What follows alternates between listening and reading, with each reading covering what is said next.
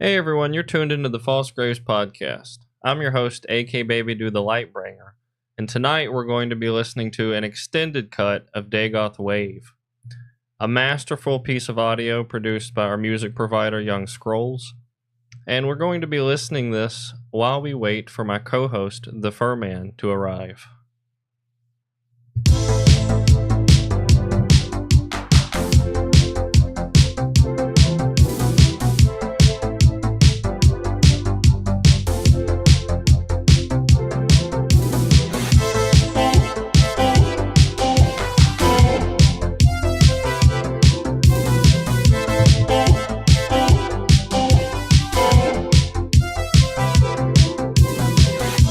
The moon and star come to me through fire and war.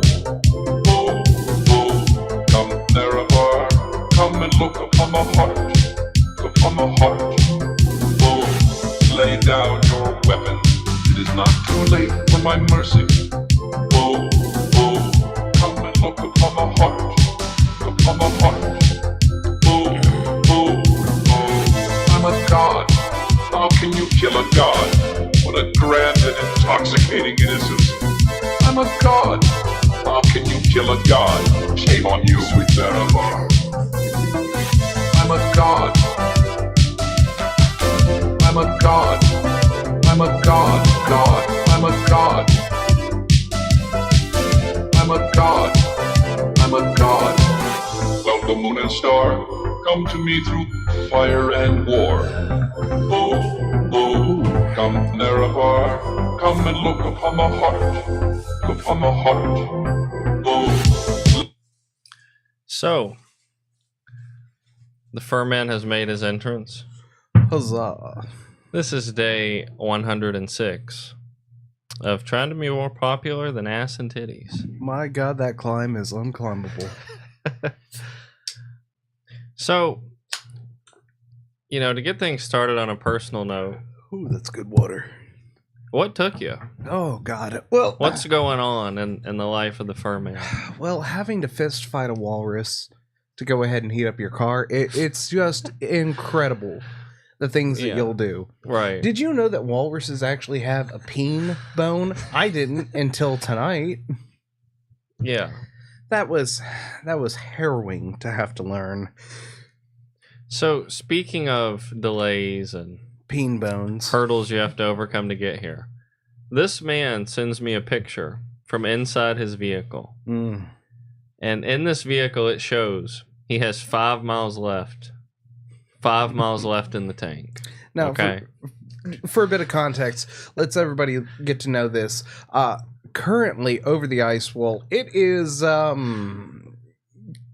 colder than a Yeti's nutsack. So it's decided, against all odds, to fucking snow for no reason. Yeah. So you're iced in. You got 5 miles in the tank. What do you do? Because you got to idle your car with that 5 miles of gas. Okay, so How many miles did you have when you actually left? Technically, what my vehicle said was 0, but I decided to go ahead and piss inside the gas tank, and it got it to 1 mile. Yeah. Which was just enough to get to the only goddamn gas station we have the fuck out here. How do you live the way you do? It's not easy. Yeah. But- I mean, I grew up around people who live the way you do, so it's not like it's foreign to me. Well, see, the trick is to realize that life has an easy mode where you use your brain, or a hard mode. And see. I decided to live my shit on Demon Souls. I see. For fun. Yeah. I mean, because what's the point of, I could have put gas in my car, and I could have started my shit up 40 minutes before the show, and I could have, shot the walrus with the gun that I clearly have. So let me ask, I want to start with a gripe, and I want to kind of get your input on it. Okay, hit me. So one thing that's always kind of blew my mind is people who go to the gas station and don't fill their tanks all the way up. And so not only did Furman leave the house with 0 miles in the tank, I've only got 2 to get back. how many do you at home think he put in his tank? If you're in the chat right now, I know we don't have a lot of viewers, but if you are, how much money do you think Mr. Furman put in his tank? Just out of curiosity. Just take a guess. Just for funsies. So he put $10 in the tank. $10. Mm-hmm. Now, in the chat, how many do you think that is a full tank? Just to see who, who's not going to be making it in the real world. But what inspires that decision? Because to add a little more context to the situation, the Furman is an individual who makes passive income every month. Mm-hmm. As an ex-veteran, right? Yeah, 80% disability. Yeah, he gets paid every month. So he has steady income coming in. Yeah. Whether he works or not. Yeah, for being nuts. And he decides $10 is the right amount. Mm-hmm. What inspired that decision? Well, I had to drop $500,000 on a hit. A hit of what? Well, okay, so when you go to the doctor and the initial setup, the initial scans, everything, all that. Yeah. You have a surgery afterwards, right? Okay, you have a surgery when you go to the doctor. Well, after the initial. Yeah, you go in, they say something's severely wrong with you, surgery. And then, yeah, exactly. So, apparently, when you have to kill your dog, which I miss my Cookie M. Furman, R.I.P., free the homie. Oh, yeah, what you're about to tell me. Yeah. Holy. Yeah. So you had to pay $500 to put down a dog? $558.90, yes. You know, with the cow, they just shoot him in the back of the head. Yeah, no, these motherfuckers came out and they went, okay, so it's $175 initially. Now, you can take her home after we fucking kill her. Oh, yeah. Get her taxidermied, propped up on the mantle. Oh, we can just toss her in the incinerator. Or you can have, a cremation for a small nominal fee of $300. So, I'm not gonna lie, I got suckered into that point. But the part afterwards is what gets me. The part afterwards, it's, hey, we're gonna euthanize her. Oh, okay, all right. So she'll go to sleep. That's fine. That's whatever. It's $40 for the painkiller, so she won't feel her heart stop. Oh no! Are you serious? I fucking kid you not. Okay, I've got so many things to talk about with all that's going on tonight, including that. That is Customer Service 101. The world is losing it en masse. But let me tell you about customer service. Additives should not be nickel and dime to the customer.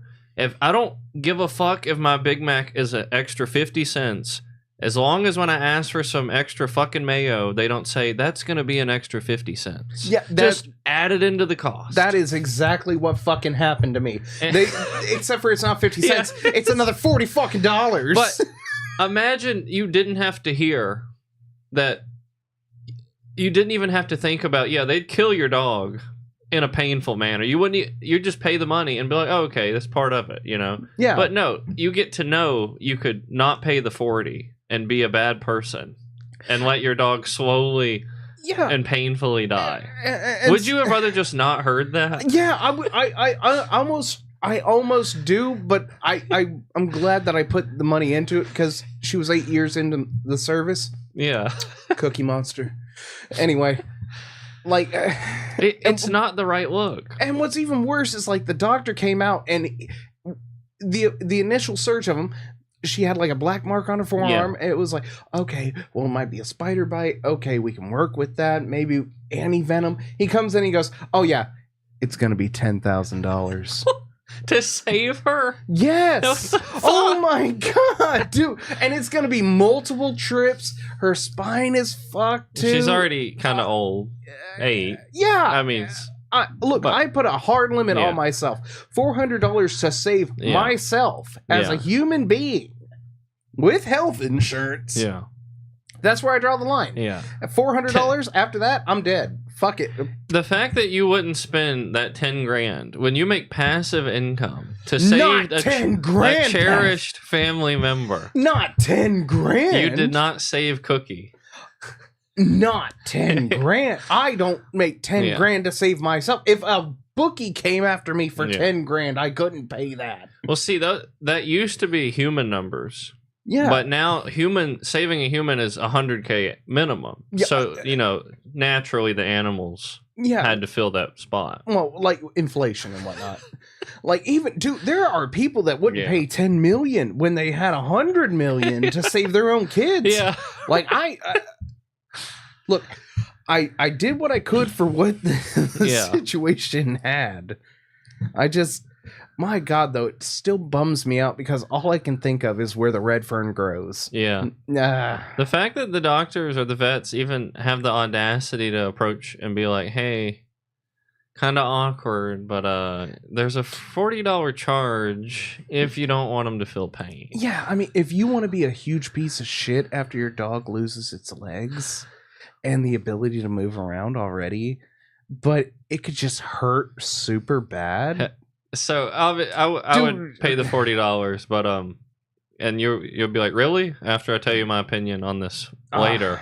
But have you ever been in a position with a service worker where you actually choose the terrible choice and watch their reaction? That depends. I don't mean like with saving an animal, but I mean like there's clearly a better choice, and you say, no, I'm not going to make that choice. Are we talking like warranties or? Yeah, warranties. But would you like to sign up for a Target gift card? Yeah. Or like, let's say you buy a used vehicle and the dealership says for $1 added onto the price of the car, just $1, we will insure this car for life, for the rest of your life. Mm-hmm. Anything that goes wrong with it, we'll fix it. And then you decide not to? And I just go, no. No, I've been in situations that crazy. Okay, well, like if and the look on their face, it's always the same. Because I'm a kind of guy who turns down a lot. Like I say no to a lot of things. The face is always the same. Oh, okay. Well, that's okay. Now, see, I got that face, but it was always like, would you like to donate the rest of your things up to the dollar amount to save a starving child? No. Oh, okay. Oh, all right. That's okay. Yeah, no. There's always that rapid head, like, oh, okay. Mm-hmm. Yeah, sure. I mean, okay. But yeah, I mean, that's not what I would do.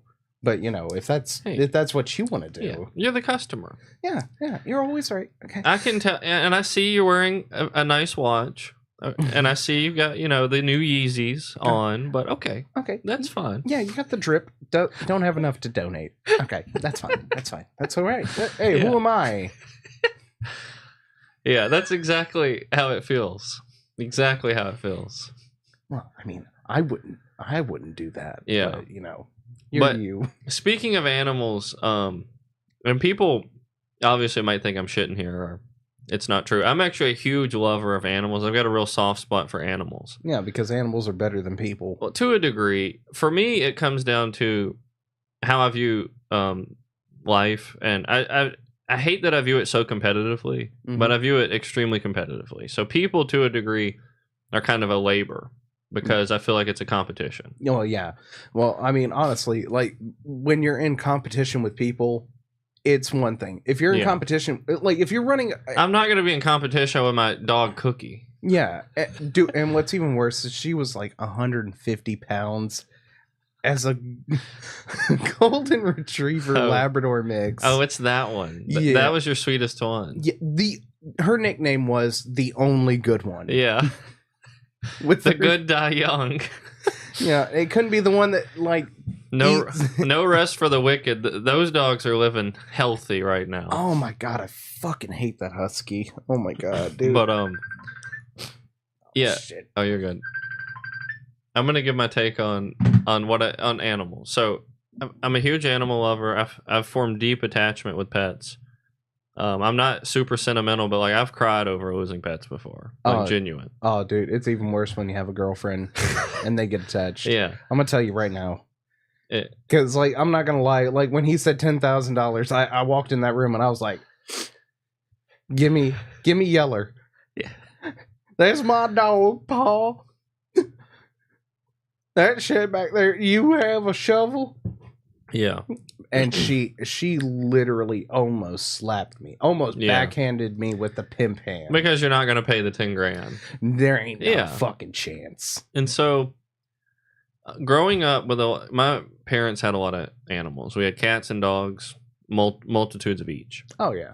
And I grew attached to a lot of my pets, but we had a stance in the family, and my parents were not well off. We were poor. Yeah, and the stance was, if an animal gets sick to the point it can't live, we're going to put it down ourselves. Like, we'll shoot it. And so my parents would shoot our pets when they got to the point where they couldn't, like, sustain themselves anymore. And it wasn't like, it was a mercy killing. Yeah, it wasn't like, oh yeah, here's target practice after they get hookworm. And so we always mercy killed our pets. And I don't find a ton of immorality in that. I don't find it to be wrong. It's not, but the problem being is, like, me being a felon, I'm not allowed to own guns. The cops show up. He's killing the cats. He's killing the dogs. They're not wrong. I mean, I don't have a hose to go ahead and clean up, pet brains off the front porch. Yeah. Plus, I live like 2 seconds away from the only goddamn high school in the world. But I say that to go sometime in the near future, I'm going to be buying a hairless cat, a Sphinx cat. Oh. And those will run you, like, if you're extremely lucky, like $1,500 up to like $3,000. A pricey cat, a pricey puss, right? AK, a bald puss is not worth that. I'm sorry, yucky. But anywho, I am going to be doing that, and I've thought about it. It's just the kind of guy I am. When I get this cat, let's say I spend $2,500 on the cat. Well, that's conservative, but if the cat gets sick and the veterinarian bill is going to be anything over $1,000, I mean, that is going to be it. And I know I'll cry and I'll love this cat like deeply, but if it comes out over $1,000, I already spent $2,500. You gotta go. That's it. That's it. What's worse is like bad genes. Yeah, sorry, kid. Yeah, like no offense, but like you've got multiple children, so like if they get attached, it's like the cat had to go get some milk. Yeah. Not a lot of people know about the Alaskan child, but oh yeah, well he's got a few Native American, a few Indian, a few black, a few African American. Lore reveal. AK baby dude. The AK actually stands for Alaska, and then a baby I had on the way when I came up with the name. Oh really? Yeah. What about the one in Hawaii? Nobody knows about that one. Shit. IRS, please don't listen in on this broadcast. Well, ideally, they'd give me more money, but they're going to be abolished soon. So I've been thinking. I got a lot of things I want to piggyback or go back to. Okay. But I've been thinking about this. They're recently talking about auditing the IRS, and they are actively about to commence a mass firing at the IRS, even irregardless of the audit. I'm thinking... Keep going. There's about to be a pettiness employed by the IRS where this year, tax returns aren't going to be going out like they normally do. And the IRS is going to say, sorry, they fired us. We're understaffed. We can't get you your money. If President Trump wouldn't have fired 1,500 of us, you would have had your tax returns. I'm banking on it. Okay, so your ability to go click, because it's been programmed into the system. It's been that way for years. Well, my thought is if there's ever a time to fire people in the IRS, I mean, any time's a good time, but now is probably the worst time to fire people because it's tax season. Oh, and so it's probably the most active time. And my thought is they're going to be like, "Oh, you're going to fire us? Well, say bye-bye." Oh, well, I would go ahead and finish this, but I'm getting fired anyway. Yeah. You're working on that single mom with 4 kids, about to click send return. Just got the call. It's time to go ahead and start quiet quitting. I mean, I know it's coming. I know it. And they're going to blame it on Trump. They're going to blame it on Elon. He stole our tax returns. Which, why would he? I mean, honestly, he's not even taking the president's salary. I've been banking on this. I've been thinking about it ever since they brought it up. My God, dude. Are you fucking for real? I mean, I'm sorry, but... Couldn't you see it? I could see it. But that would take a level of stupidity on, our part as, over the ice wall. Yeah. Versus, the average Joe. Sorry, the Joe average Schmo. The average Jose. Yeah. But because the ICE repeal laws, what happened after that with the LA thing, I honestly do think that people will be like, oh, well, I didn't get my tax return this year. Goddamn Trump. You son of a bitch, you took my tax return. Now, Skeeter, calm down. Don't worry, we're going to double it, give it to the next person. But you can write it off as charity next year. Write your tax return off as a charitable donation. We'll match it next year. We'll figure it out, guys.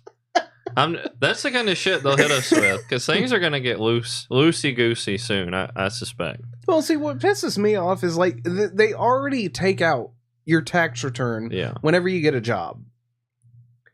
They should automatically know, and it should be your job to correct them. Yeah. No, really, taxes should be not even managed. But I'm a big fan of privacy, and the IRS technically isn't supposed to have the ability to view your accounts, like your bank accounts and things like that. Technically. However, I just believe the tax system would be so much better if the individual didn't have to do it at all. They know what you make. They know what you paid in, and they're just like, they just do it for you. It just shows up. Yeah. Like, in what area is the average American expected to handle something as technical as taxes? There is no other area. Yeah, and it's so much paperwork. There's so many. You get taxed on gas. You get taxed on paperwork. You get taxed on the tax that taxes that tax. Yeah. And then you also get taxed on the paperwork that has the paperwork for submitting the paperwork for also being viewed by the paperwork. Yeah. It's fucking ridiculous. I think that, honestly, they should send you a piece of paper in the mail once a year, every year. Hey, you've paid this much in taxes. That's fantastic. Now, you have the chance to put in the mathematical time work and submit the forms. Hey, I paid this much in a car. I paid this much on my house. I paid this much on this. I am entitled to that much paperwork. Yeah. And then they send, the little bits of dead presidents out to you. Exactly. I feel like that would be a fair system. It would. But I think, so when I'm going, I think they're going to use this as an excuse to delay tax returns.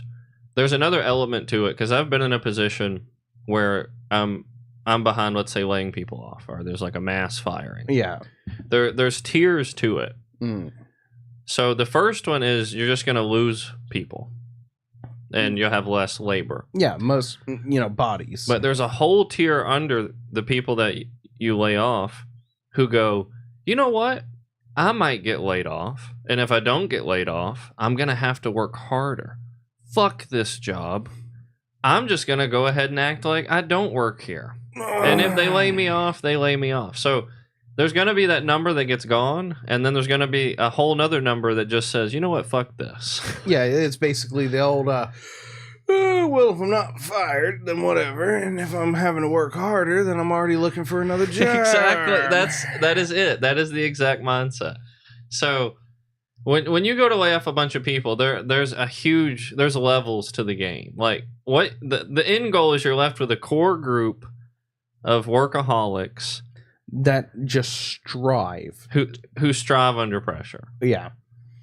And I know a few people like that. Shout out, going full Benjamin. But like those people, I love them to death, but I also hate them so hard. Yeah. Because like it makes us slackers look super fucking bad. And that's the thing. If you still have a big group of slackers, they are going to hate that person. Like they're going to try and walk that person off a cliff. Oh, dude, seriously. Because they're going to be, you know what? Fuck this guy. Okay. So you're gonna make us actually work. Okay. Why? Him? Nah. Fuck that guy. So tell me about this if you've had any experience with it. Okay. There's a thing that happens in workplaces when a new person is hired. Yeah. That it induces workplace anxiety, especially if they seem competent. Oh. Especially. Am I right? Yeah. Let me go ahead and give you a little example. Yeah. Okay. So I used to work at a plastic distribution company. Yeah. Way back in the way. Now, there was this one guy. His name was, let's call him Josiah. Okay. Anyway, this guy was one of those doesn't eat red meats, doesn't eat gluten, doesn't do this, arm wrestling champion. And I tell you this guy was one of those positive people. I love the fact that there are people out in this world. I hate working with them, though. Do you think that contributed to your demise? Yeah, it did. Because honestly, I didn't want to work there after he started. Because being older than him and then losing in an arm wrestling competition to him, it kind of hurt my morale just a little bit. The new person thing is real. Yeah. And so, and I've grown more this way as I've gotten older. I think I'll grow increasingly more. But I think the best thing you can do for a new employee, and everyone, not just the bosses, the coworkers, is be as hard on them as humanly possible. Oh yeah, like that way you're not showing favoritism. Yeah. Well, also if they can survive the initial hazing, it's like if you want to join a fucking fraternity, you got to swallow some egg yolks. Egg yolks. You got to get a little hazing. Yeah, well, there's also like the figuring of, oh, well, he's new, so he hasn't fucked up, so no. But this guy, he was just so holier than thou. Yeah, that happens, and that's where if you put him through the gauntlet beforehand, you don't feel as bad. You don't feel, as obligated to hate on them. And I think it's good to hate on new people. Genuinely. I think being welcoming is the wrong call. Because here's what you get when you hate on a new employee. Yeah. It boosts the morale. Yeah, all around. It boosts the morale of everybody else. Because they're like, hey, I'm not that guy anymore. Yeah, I made it through the fire. Yeah. And it toughens the newer person. Like it makes them a little more humble and more resolute to deal with the things. And there's also that like camaraderie. Yeah. Like when you're the boss, which I've never been, but when you're the boss, your thing is to be hard but fair. When you're a fellow employee, at the end of the day, you want to go grab a drink with them. Oh man, 8K's a real hard ass, ain't he? Oh man, I remember when I first got it with the company. He really rode me till the wheels ran off. That's like old timey shit. Like, no, that's still today. Well, yeah, but I'm saying most people don't do that anymore. Like a lot of companies. This is another thing. Okay, I'm sorry. Whenever you get off work, you smoke a joint or do some coke or whatever. Where a lot of companies in the interview process, it's almost like they're pitching to you. I don't know. Like but like we're a good place to work. Here's why. I'm like, fuck all that. I don't give a fuck if you think this is a good place to work or not. You'll find out. Yeah, you'll find out. Yeah, which some of the keywords for those who are listening, which is probably one. If they ever say the company is like a family, that means you're about to get fucked like you're in Alabama. Yeah. So I want to talk about another thing though. Who's in our chat? It's somebody it's Ben. Oh, hey Benny.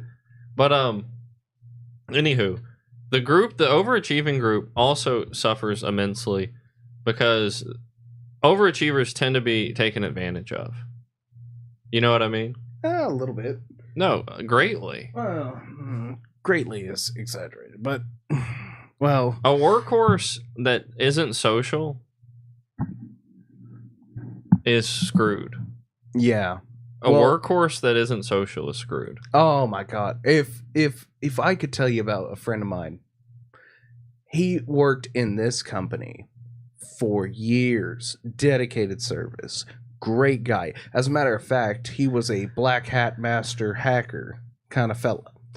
And he got rode, and to the point where he bucked them in the nuts so hard that he got a 3-figure salary afterwards. Like, people were trying to headhunt this guy.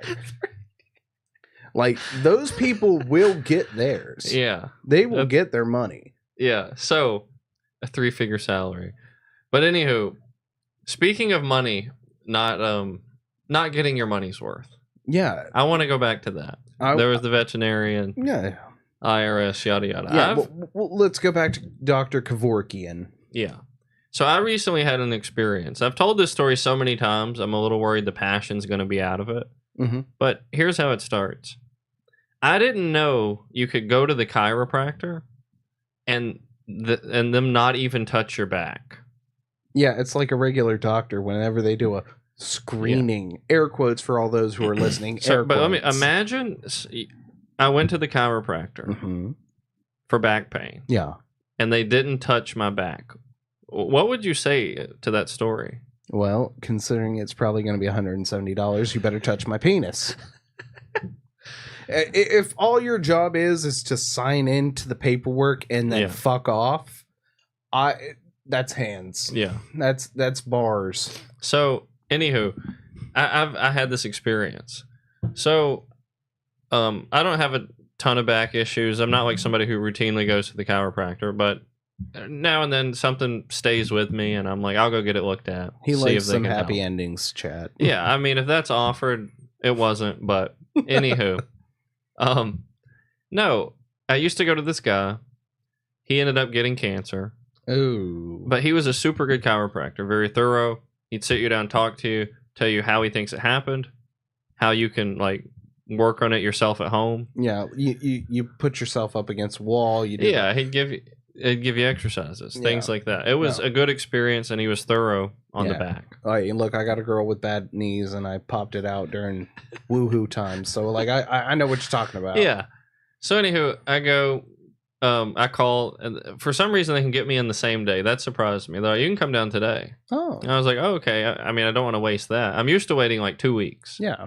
I'm like, yeah, I'll come down today. Oh, whatever. Show up, get in the office. I got to fill out my paperwork again, even though with the last guy, he already had me on file. I didn't even have to do anything. I just come in, boom, in the office. So I'm there. I'm filling out paperwork. I describe what I'm dealing with. I have some pain in the middle of my back. Yeah. Like dead middle. There's a disc that you can feel a little bit out. Like there's a little protrusion. Yeah, it's like hemorrhoid, but in your spine. Like a herniated disc, maybe, but not like an extreme one. Mm-hmm. So I go down, get in the office. She starts asking me these questions, Furman.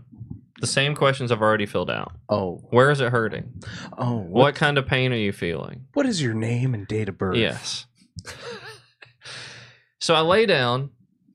You're not going to be able to read. Don't even try. Oh, God. My fucking eyes are so shit. Listen to the story. All right. I'm trying. I just want to know. Here I am. Okay, and it's a lady, by the way. A bimbo. An absolute bimbo. Well, plastic surgery. Blonde. Huge ass lips. Huge tits. Where is she located?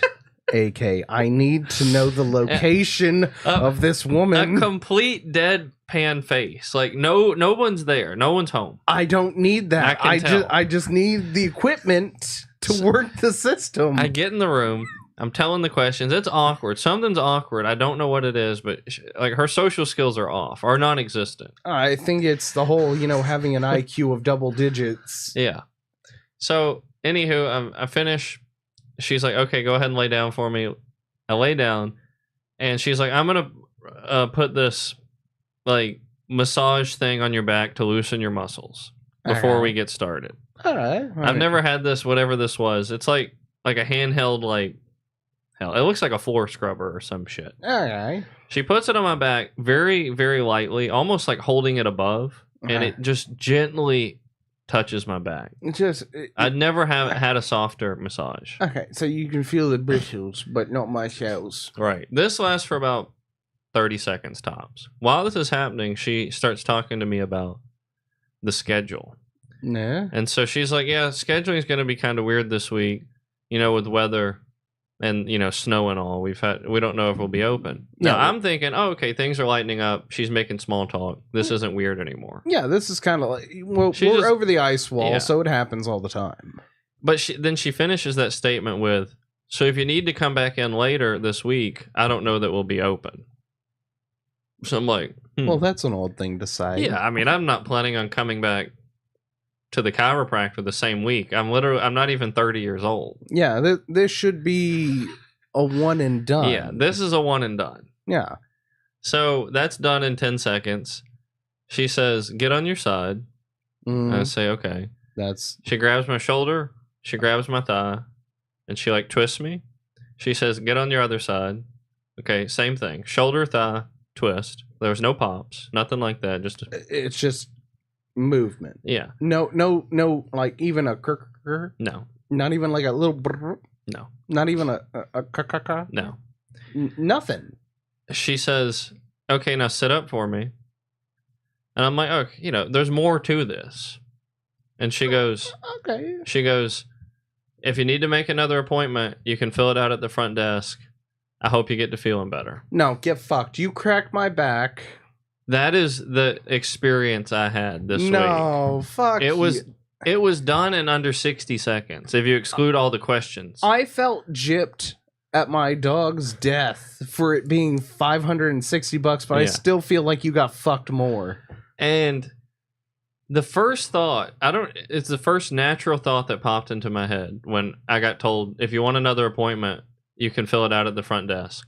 This must be what it feels like to be a woman when a guy only lasts 3 strokes. No, this is the equivalent of going into the emergency room with, stomach pain and it being your appendix bursting and then being like, oh, well, you're on your period, so it's got to be that or gas.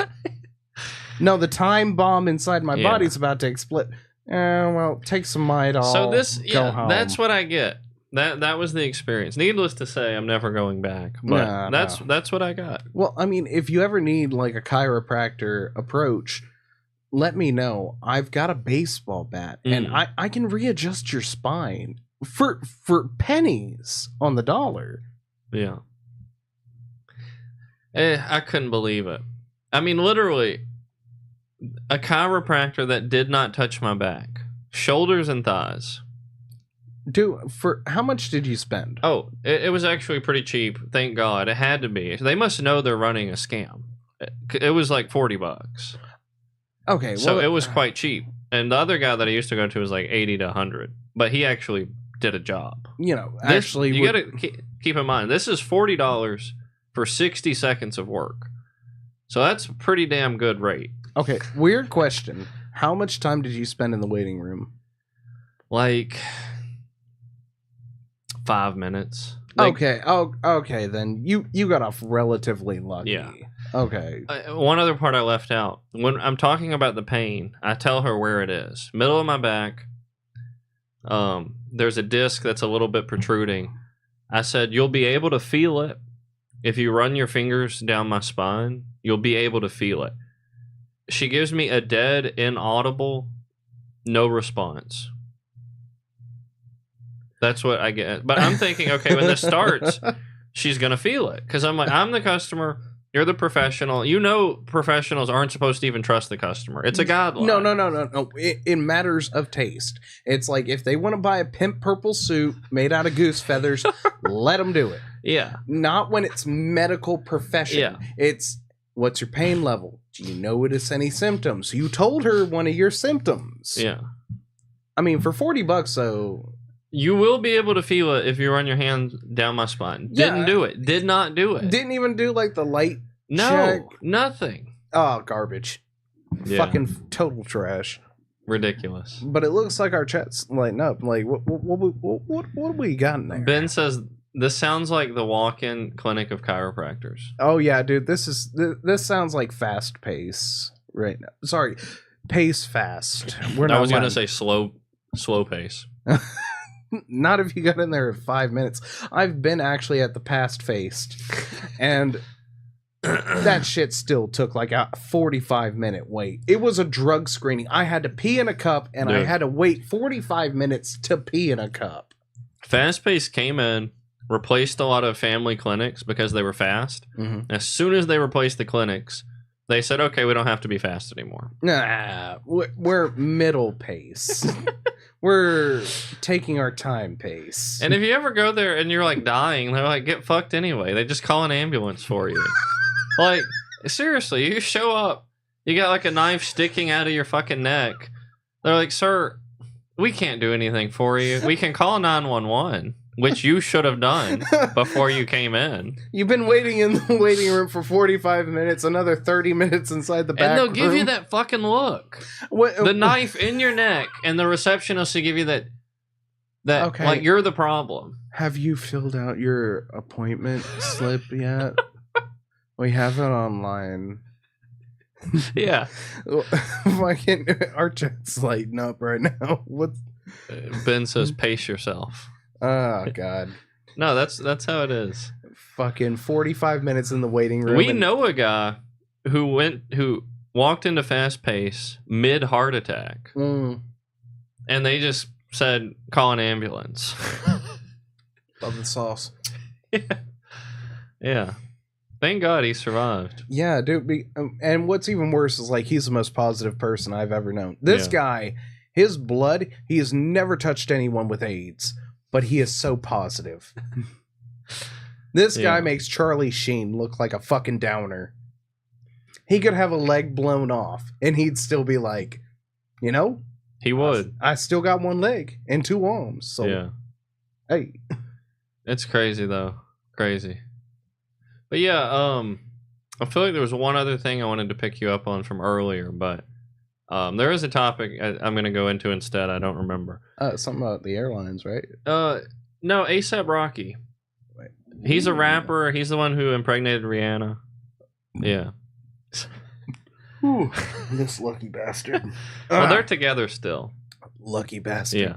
So, because she is fine. A few weeks ago, he made what was considered one of the dumbest legal decisions of all time, which is because of his ex-convictions and being a felon and gun possession and what have you. The case he was in for was discharging a firearm on a friend of his twice. So I don't think he hit him, but he shot at a friend twice, and they have it on footage. It's on footage. God, I fucking hate millennials recording everything. And the claim is it was in defense because the other guy was getting aggressive with him. But anywho, he was looking at 25 years if he got found guilty. 25. 25? Yeah, because of his prior convictions. I mean, you know how that can fuck you. Well, I mean, like, if you're going into jail as a woman beater and then all of a sudden you have a violence charge, it's like, all right, well, it's not just them. It's, you know, everybody in the pot. Yeah. So the case is coming up on an end, and a plea deal is offered by the prosecution. If he pleads guilty, he can do 6 months, and that'll be that. 6 months in prison, you plead guilty, case done. He went ahead, despite having video evidence of him opening fire twice, pulling a gun and opening fire twice on camera, decides to not take the deal and see the case out. There are lawyers all over Twitter going, this is one of the dumbest decisions I've ever seen in my 20-year career. Like, this is asinine. You know, Rihanna's like, do it. She's got to be sitting there like Emperor Palpatine. Do it. So he says, fuck the 6 months. I'm going 25 or nothing. Give me 25 or nothing. And I'm like, this is a millionaire rapper who can just do 6 months and probably a cushy jail and then go on with his never nice having life. To see like Danny Masterson levels. Yeah. Which, oh God. And so here's the defense. Before I tell you the outcome of the case, what is the defense's side? Him being a very special kind of person. No. The defense argued that the gun A$AP Rocky had on camera and discharged wasn't a real gun. It was in fact a prop gun. It was Nerf. And the you know how like a lot of people don't know this, but if you have blanks in a movie, it still has an effect. If you shoot a blank, it's still that's how Bruce Lee's son died. Yeah. And so they're saying he didn't shoot a real gun, it was a prop gun, and what you saw on camera were the blanks. He was shooting blanks. And that's the defense. Oh, the knife that I stabbed that man with was actually retractable. I don't know how it didn't not work. Yeah. Okay, so quick question. Like, how far away was he? Point blank. Point blank? Yes. And they were blanks? Yes. Okay. Now, he missed both shots. Okay, if they're able to kill the crow, this man definitely would have his head splattered across the floor. Yeah. And also, how do you fucking miss at point blank range? Yeah. Another thing that happened in this trial, because A$AP's like a group. Yeah. There's multiple people in the group. Yeah. One of the witnesses got on stage, or took the stand, and they asked him about some sort of coded message or an acronym. The lawyers do. What does it mean? Mm-hmm. And A$AP Rocky is caught mouthing threats to the witness during the trial. Your Honor, I don't know what it means when I said that I would kill that man. I swear to fucking God, I'm gonna fucking beat your goddamn children. But I'm just saying, Your Honor, that my client doesn't know what you're even talking about. I swear to God, I'm gonna kick a baby after this trial. Would you fucking believe it? Today, the jury came out unanimous, not guilty. Get fucked. He won the case. He beat the case. No. Yes. He beat the case. Get fucked. No way. Yes. And now, that continues a stint of good luck. He's already impregnated Rihanna. Not only that, okay, he got imprisoned in Sweden for assault and battery. Their jails ain't shit. No, but the legal system's a little more binding, especially if you have money. They want to keep you. Mm-hmm. Like Trump's first presidency, A$AP Rocky got imprisoned in, I want to say, Sweden, and Trump himself freed A$AP from Sweden. So the only reason he got back to the States was because Trump freed him. Like there's little tweets where Trump's like, "I'm going to free A$AP Rocky." Who the fuck cares about A$AP Rocky? I'm just going, he's clearly, when it comes to the legal system, he's got something going for him. Yeah, Rihanna, like, sitting there, like, next to Trump. Now, admittedly, Rihanna was in the courtroom the entire, like, she was there for the trial. So she might have been wooing the jury. Oh, no, please don't arrest my boyfriend. I'm just saying, the things that I do for this jury. Yeah. No, dude, fuck it. I'm not gonna lie. Like, fuck it. Good for him for getting off. He beat the case. Yeah, fuck him. Insane. Though. Yeah, no, get fucked. Insane. Oh, dude, I hope this guy, if there is a hell, I hope this guy goes to the first level at least. At least through administrations. So luck was the other thing I wanted to talk about. Some people are divinely lucky. Yo. I tend to think that my dad was a very lucky person. I saw it time and time again. I tend to think I'm a very lucky person. And I tend to think Furman is an exceptionally lucky person, even above me. Oh, yeah. Well, actually, it's because of stupidity, believe it or not. Yeah. I happen to run into the right people at the wrong times and then make lifelong friendships. I want to tell you about a cosmic event that happened tonight. Truly a one-of-one experience. Me being late. Well, it pertains to that. Oh. So, when we're on the phone, we're talking, I was kind of gauging how late I thought you were going to be. And so I'm like, I'm going to start the countdown a little late so that Furman will have time to get here. And the show will start a little late, but it'll be kosher. Yeah. It won't be opening up and just being me and Furman not being here. And I've, had luck with that in the past. Yeah. So on our Streamlabs setup, every week we have a countdown timer. 10 minutes. 10 minutes. And when I cue the panel, it pulls up a 10-minute timer that starts counting down. Believe it or not, tonight, when I made the decision to pull up that panel and start the countdown, it wasn't my timer, and it was set for 15 minutes. So when you got here right on to the second, we had 5 extra unplanned minutes that was granted to us randomly from the cosmos. Thank you, Cosmos. Free the homie. Like, that just happened.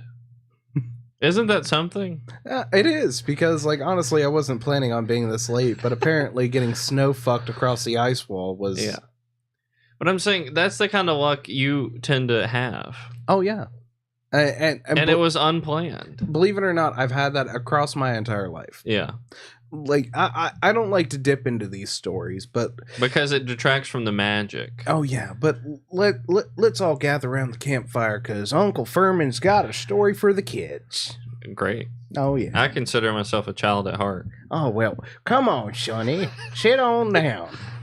Okay, so... When I joined the military back in the day, which, again, I am so lucky that they even took me. That's not the number one. That's luck number one in the story. Oh, yeah, seriously. I should have had no business working on jets. However, when I joined the military, it was right on the verge of becoming Full Metal Jacket into Tin Metal Jacket. Okay. Yeah, we went from like super hardcore, they'll keep you out in the rain doing push-ups for 8 hours straight and then keep you up the next day, to, did you drink water? Because you need to drink water. You experienced that difference? Oh yeah, it was like right in between. Okay. So I had TIs go from, I swear to God I will fuck you and kill you and eat your goddamn kids, to, did you drink water today? So they did soften up. Slightly. Okay. I also had Jamaican, and this is a story for another day. I had Jamaican exercise coaches out there. Push up position. A story for another day. Yeah. Anyway, so when you eat, you walk in behind the guy behind you, you get your food, and you go sit down. Mm-hmm. Now, in between here and here is a place called the Snake Pit. Now, that's where all the higher-ups are. That's where your boss's boss sits, and they judge you. Because if you can't sit down in a seat right behind somebody who's just sat down, you're a fucking retard. Okay. So they judge how you sit. Oh, dude, they judge everything. Yeah. Okay, so now the rules are, when the first guy gets up, everybody starts to kind of pile out. Okay. Now, that's not important to the story. I just thought I'd mention that. Okay. Now, I made the mistake of being in line and being happy. Oh, yeah, that's a fucking mistake. Automatically off the rip. It's breakfast time. I'm happy because I just figured out I can put chocolate milk in my cereal and ain't nobody gonna say shit so long as I eat all of it. I'm just bebopping. I'm like, it's first week. I'm like, I already got my head shaved, got my clothes. Boop, boop. Yeah, chocolate milk in my Cheerios. Yeah. All of a sudden, I hear, you! I'm like, it can't be me. Of course. I'm putting chocolate milk in my cereal. It can't be me. It's impossible for it to be me. There's a guy in front of me. And behind you. Oh, it's got to be. Because there's a line. Yeah. And I get called over. You, over there. The guy that's in front of me, he walks away. I'm like, oh, shit. No. Yes, you. They can smell, they can taste my fear. They can taste it. I'm not going to lie. I looked up. Sir, yes, sir. Come here. Come here, boy. Oh, no. Yeah. Oh, God, no. Now, the thing about the Snake Pit is that only high register officers or TOs, technical training officers, are allowed to sit there. Right. Now, I walk over there. I've got my little tray Yeah. with chocolate Cheerios, and I'm shaking. I'm not gonna lie. I was fucking shaking. Now, the people that they have there, they have a master sergeant, a senior master sergeant. God, I can't remember. And a couple of officers. And I really do think that this guy was trying to like show off in front of them. Yeah. To flex on you. Oh yeah. A little intimidation. So he starts going, "What's the chain of command? What's the chain of command? What's the chain of command?" And the officers are laughing. To you. Yeah, they're laughing. I'm like, and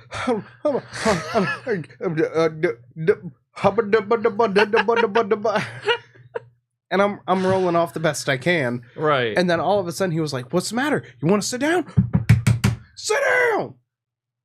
I sat down, and I'm telling you right now, if I would have shit my pants, these people wouldn't have split faster. I'm not gonna lie. It was the parting of the Red Seas of senior officers. They all stood up, and I looked down at my plate, and I start shoveling, and I just start eating, because I know if I look up, I'm gonna get my ass beat. I know I'm gonna get washed out. I know I'm gonna get beat up.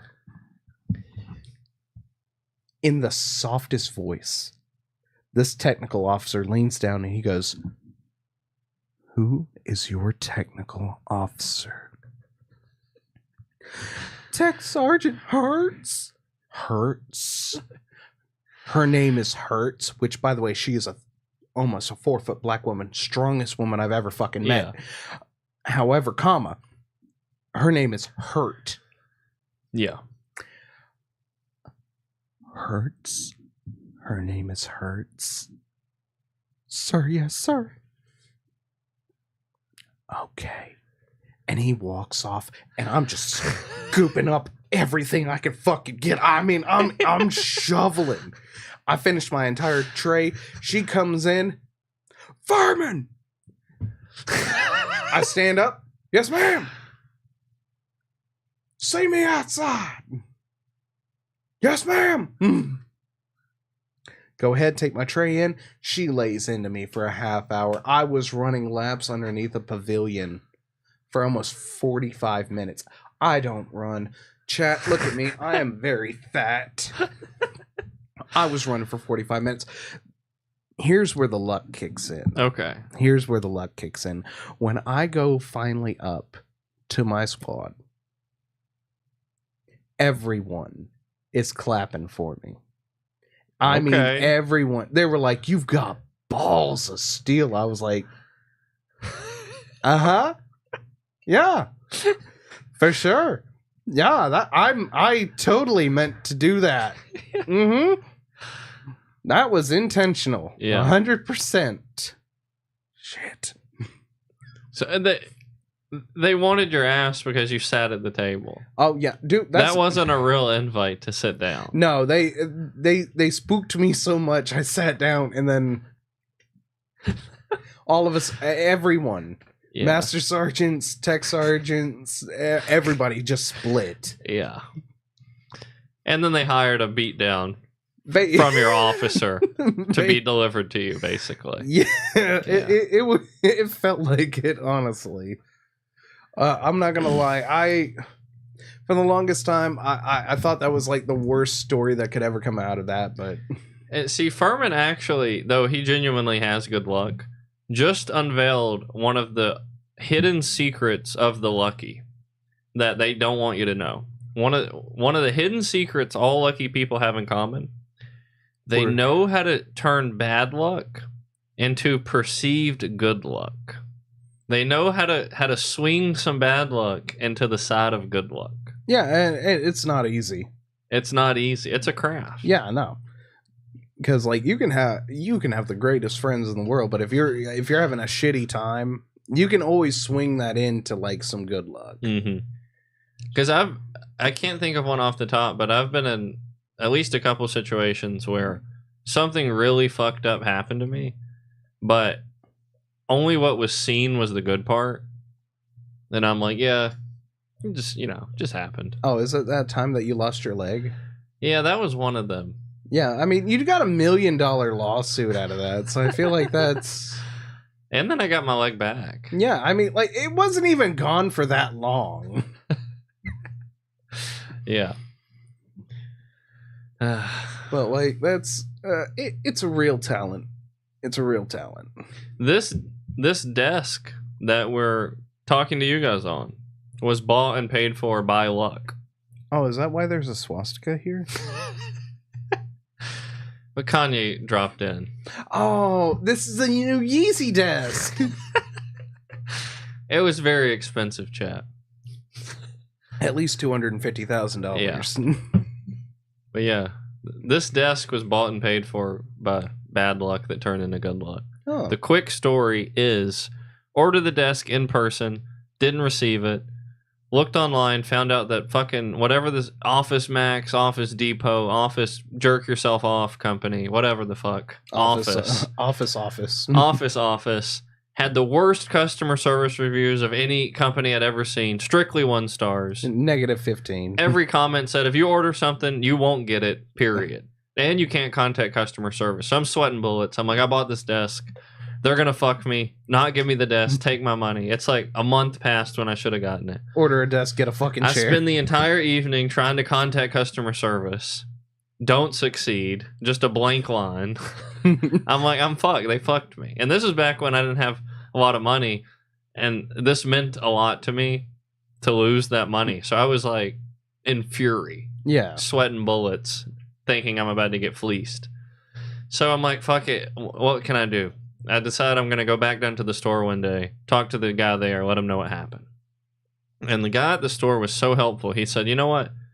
Because your experience was so bad, I'm going to give you a full refund, and I'm going to order you a new desk. And so I'm like, great, fine. Because at worst case scenario, I get my money back. Yeah. So I get a check or something, or like a check written that day, something like that. Good. Got a new one on order. Couple weeks go by, or maybe even a week. The desk is out for delivery, makes it to me. I get the desk, and I got the refund. But it goes further. Oh.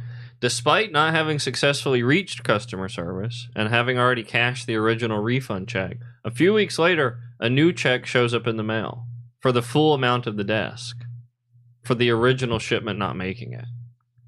So I'm like, better cash this as soon as I can. So as soon as I get the opportunity, I cash that check, put it in the account. Oh gosh. I got a fade and some sloppy toppy. I don't know that's the kind of story if that ever did happen. No one would ever believe you. Yeah. Like you could just. That's one of those, and everybody on the bus stood up and clapped. Everybody, yeah. I thought about the systemic difference between men and females, and I brought that up to my bully, and everyone stood up and clapped. The stories you see people talking about in the deep sections of Reddit. Oh my God, or Facebook. My daughter, who's 4 years old, went, "Mommy, I want to be a doctor, and I think that men should also have the ability to have babies." And everyone on the bus stood up and clapped. Yeah, right. I hate those stories so bad. I hate them so bad. So the most viral one I know, I'm debating to even tell the story. Oh, come on. Go ahead and let that social justice warrior flag fly. Come on, let it. Come on. Our channel can survive it.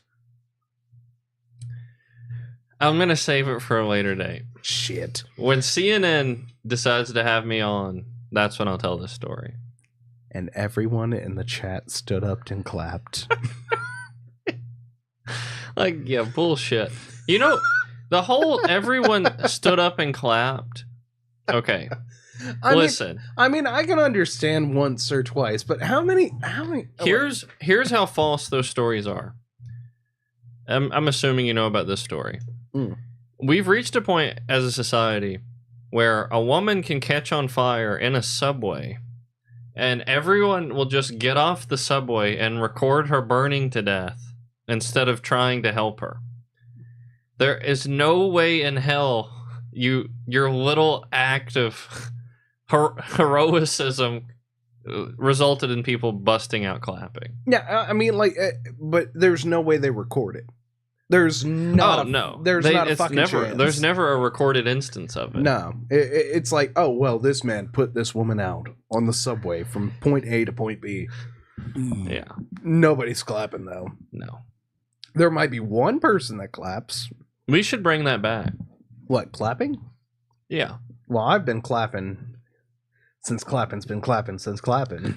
I saw this announcement on Twitter recently, and I thought it was funny. It was, it's officially now socially acceptable again to clap when the pilot lands the plane. Yeah, if you do it like this. Yay! Yay! Yeah. But so many crashes. Yeah, well, that's because, we were having crashes beforehand. Remember, like, that soccer team that got, like, lost in the Himalayas? Well, yeah, but let me talk about this. So, something interesting about this podcast is it's getting to a point now where almost every single Wednesday that we go live, there's a plane crash. Like, every single Wednesday. Like, we've got, like, a 50-50 record as it stands. Lifetime record of plane crashes on Wednesday, podcast Wednesday. And you wonder why I don't get on them. When we get big, we do a podcast on the plane. The fuck we will. We can do it in a car. We can do it on a box. Yeah. We can do it near a fox. So, like, half the time after we get off these episodes, I'll get on my phone. First headline: plane crash 1 hour ago. You know, Seattle, Washington. 58 passenger plane. Like, I swear, watch. We get off of this. No, we'll see. But hey, we'll take it's a becoming a trend. We'll Our take schedule is becoming synonymous with another event. Well, at least it isn't euthanizing the Jews.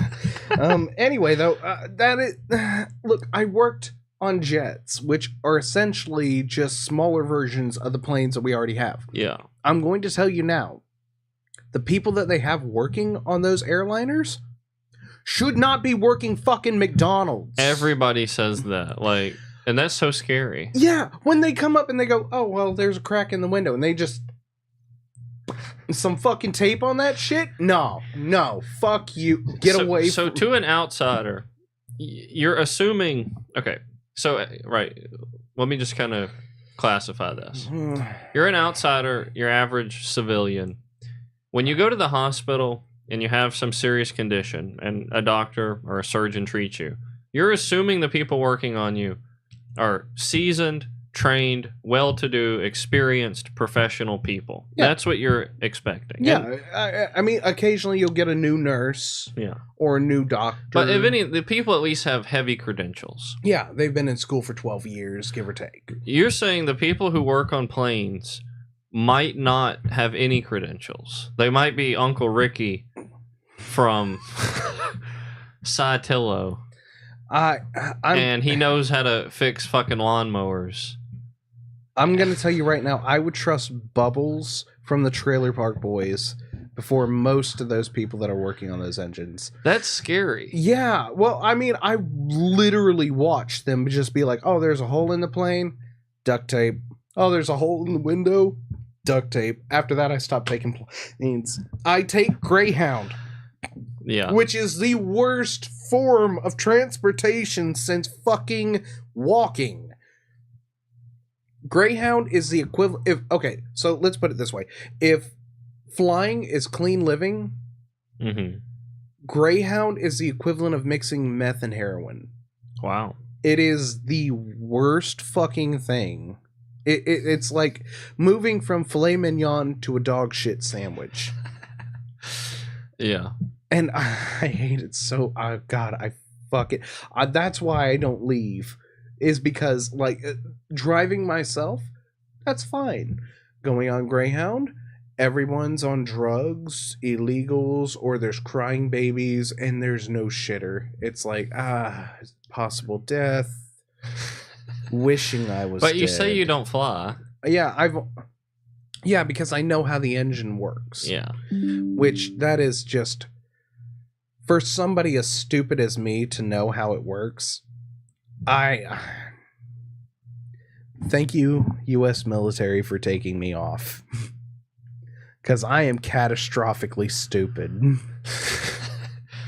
They got one of them out. They weeded one. Yep, all it took was watching somebody get lit on fire. Which, I'm going to say this, like, our government, our armed forces are great people. They're smart people. Because they got me the fuck out of there. Yeah.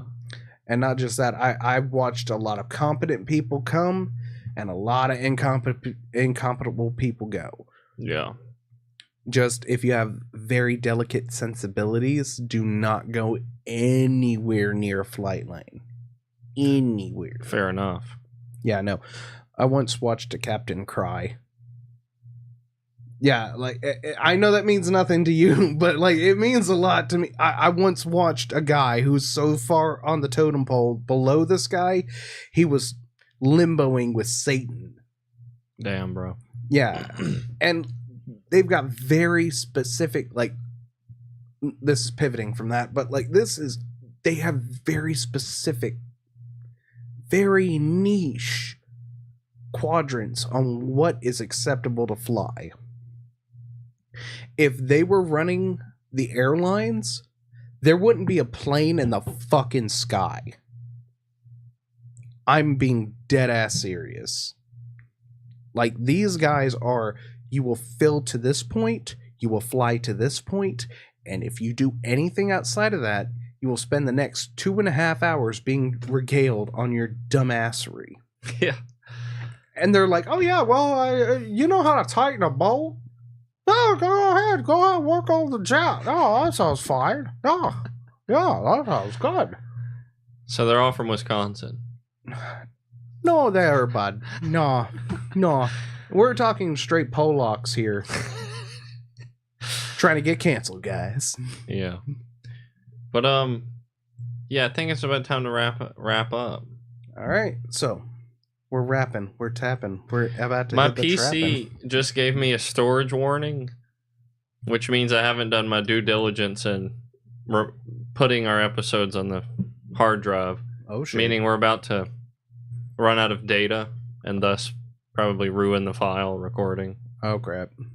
So we got like a minute. Oh, crap. All right, so remember, everybody, to stay positive but test negative. And always remain light. Damn. Damn. He's thick. Always thick.